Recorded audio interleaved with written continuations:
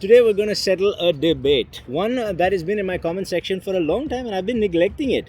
Wired versus wireless. Which one's better if they're both at the same price point? And okay, so recently I keep all my earbuds in circulation. I've been rocking the Sony WF-1000X Mark IV from a couple of years ago, blast from the past. I love these things still to date. I put them back in my ear. I'm like, oh gosh, I remember why it was so good. Yeah, the ergonomics weren't good, but the noise cancelling, the sound quality, it was really, really good. And I can tell you without hesitation, I don't need to make the video on this guy because at the $300-400 price point, if I go with a Bluetooth earbud from one of the brands you're likely to buy, like Sony and Bose, then go wired. It's a night and day difference. There is simply no comparison. Wired is better. No. There are audiophile companies also making Bluetooth earbuds at this price point. I'm talking about Noble. They got a very spicy kind of tuning, but maybe that will go head to head. I'll try and get my hands on that. But for this video, I'm going to bring the price point down to where I think we can really close that gap between wired and wireless and really have a bit of a spicy back and forth. And today, for that, I'm going to use the Moondrop Space Travel 2, not the one, the 2, which is awesome value at just under $30. Under $30 is under 3,000 rupees for my Indian friends. When that gives you noise cancelling, transparency, I covered this in my dedicated video. You should go check that out. But also some of the best tuning I've heard sub $30, wired or wireless. It's just good tuning. If you want to know what good tuning sounds like, this is an easy recommend, the Moondrop Space Travel 2. It has its issues. Again, watch the full video. But comparing that against something like this would be interesting, I thought. This is the Salnotes Zero. This is the 7Hz Salnotes Zero, the first one, not the second one, which I think was awesome when it came out, and it still is pretty darn good for the sort of $20-25 price category. That represents two massive value propositions under $30, wired versus wireless. Is the wired significantly better than the wireless? That's the real question, because that's the assumption we're all going with. But is it really true? We'll find out today. To do this, I'm using my Nothing Phone 3 with YouTube Music, so nothing high-res or anything like that, just basic stuff that everybody uses. But the tracks I'll be using is The Devil Wears Lace by Steven Rodriguez for a little bit of fun, punchy, kind of, it's not exactly rock and roll, it's kind of rock and rolly hip hoppy. I don't know what it is. It's fun, okay? But I'll also be using a Roshora M feat Abose. I don't know how to pronounce these names, but this is I think it's an Uzbeki or Kazaki band. Really fun. This is full on hip hop for that punch and that hit. And then I'll be using Genghis by Hanumankind and Ain't No Love in Oklahoma by Luke Combs for the rock and roll stuff, and Genghis Hanumankind again for rap and hip hop and representing India a little bit. Why not? The question is, which one's better? Now, the Moondrop Space Travel doesn't support LDAC, so there are no resolution advantages in terms of bitrate. It's got AAC, it's got noise cancelling, it's in my ears, it's connected, it's ready to go. Let's listen to some M Abose. Rashora M? I don't know. Wala ila wala. The thing is, this track is basically for bass. That's what I'm looking at. Bass impact and bass control, because that's what most people want. So, playing this on the Space Travel 2, I gotta say, this is so much fun. If you look at the frequency response of the Space Travel 2, you would think, oh, that doesn't have much bass at all. It's got that bass, I can feel the impact, and it's got a reasonable amount of detail. Not because it's particularly amazing, the drivers and whatnot, but because it's tuned really smooth. Smooth frequency response means generally better resolution than something that's all jaggedy in here and there. That's just true for everything. And I gotta say, this thing has bass impact more than I would expect from it for sub $30.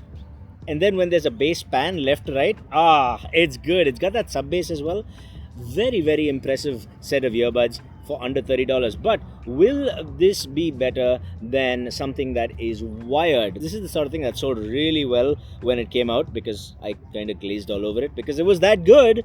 And I'll be connecting it using the Truthier DAC into my phone. Same track. Let's go. You know what I love? I love that when I put this into the phone, it automatically dropped the Bluetooth. I didn't drop it, but it prioritized the wired connection. Somewhere deep down inside, it means that the subsystem of Android at least prioritizes wired over wireless. And I'm here for that. That gives me hope for the world, gentlemen. That gives me hope. Okay, the important thing here when you're comparing two things is to volume match it. I can do it somewhat by ear because I've had a lot of practice, but even then, it's best to actually go with some kind of scientific process here. This is a bit of a problem with A/B testing things. It's not even blind A/B testing. This is very subjective. But going at approximately the same volume, what I'm hearing, I mean, they don't sound that different. Maybe just a smidge tighter. But from a bass response point of view, I'm not hearing the massive difference people would normally expect. Yeah, there's small differences based on maybe the way it's tuned a little bit, but this, I mean, oh my goodness. This is a lot closer than I expected, man. In fact, I feel like the Moondrop is a little less, just a smidge less bassy, but it's the same quality of bass. I'm not hearing a huge difference. That is exciting. That's a good start. That means my initial assumption that at the lower price tier, the gap is significantly closer is true. Now, what about vocals? What about guitars? Let's throw in a track that has it all. Ain't No Love in Oklahoma. It's got guitars, it's got bass, it's got vocals all together. These are the sort of tracks that really do well for testing things. And you know what? The Moondrop Space Travel 2 has noise cancelling going for it. It's on. I don't consider that an advantage. I consider that just the normal way of using this. I assume everyone will. It's not the greatest noise cancelling in the world, but it does make a little bit of a difference. Vocals are clear, guitars are nice and clear, not the most resolving again, but at least the bass is not messing up with this. It's not overly warm, it's a little bit warm, which is good. That's nice. It gives all of us something to work with instead of something that is too thin, like a Harman-tuned IEM, or too warm and too muddy. I think this is a more friendly tuning for a lot of people, the Moondrop Space Travel. Okay, now we quickly switch over. The thing about this again is sonic memory. It's not that great. That is issue number 2 about A/B testing. Something you have to remember is you think you remember what that sounds like, but there's so many tricks that your mind can play on you that it's really hard to honestly A/B test this. You might just like something over the other. That's fine. That's valid. I'm just saying, if you're really A/B testing this and you're writing on a forum, oh, this was better because I A/B tested it this, there's the volume thing, there is your sonic memory, there's so many issues. Okay. Okay, so the thing I'm hearing that is the difference between the two is mostly in the treble. It's not in the mids and the lows. The mids on this sound a little bit warmer, but also the vocals sound just a smidge, maybe a tiny bit sharper. These are very small differences. For the most part, I'm not hearing a resolution difference, I'm hearing a tuning difference. Where I'm hearing a little bit of a difference is in the highs. Like there's little hi-hats on a drum set, anything that's shimmering up top in the treble frequency range, that to me sounds like there's a little bit more shimmer on this. There's a little bit more resolution in the shimmer, more like. That's the difference. I mean, that's the big difference I'm hearing here in the treble. There's a little more sparkle, there's a little more shimmer, and there's a little more resolution in the treble on the wired IEM versus the wireless IEM. But honestly, that's the main difference I'm hearing between these two. Even on Genghis Khan, I'm like, where there was not that much treble, bass hit nicely, vocals were clear on both. They sounded remarkably similar. Now here's the kicker.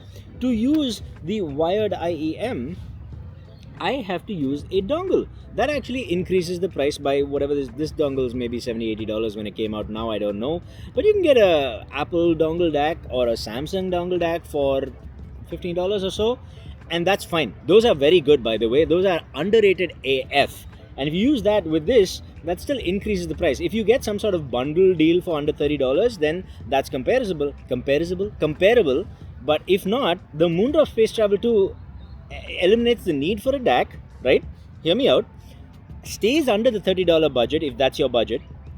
Gives you not only Bluetooth and therefore a wireless connection, but also gives you noise cancelling. Not the most powerful noise cancelling, but noise cancelling, because that is one of the big differences between these two. To get better noise cancelling out of these, or noise reduction out of these, you have to use foam tips or a different set of tips. You got to tip roll it, and that's all fun. But if we're talking pure budget here, that increases your price along with the DAC. That also increases the price.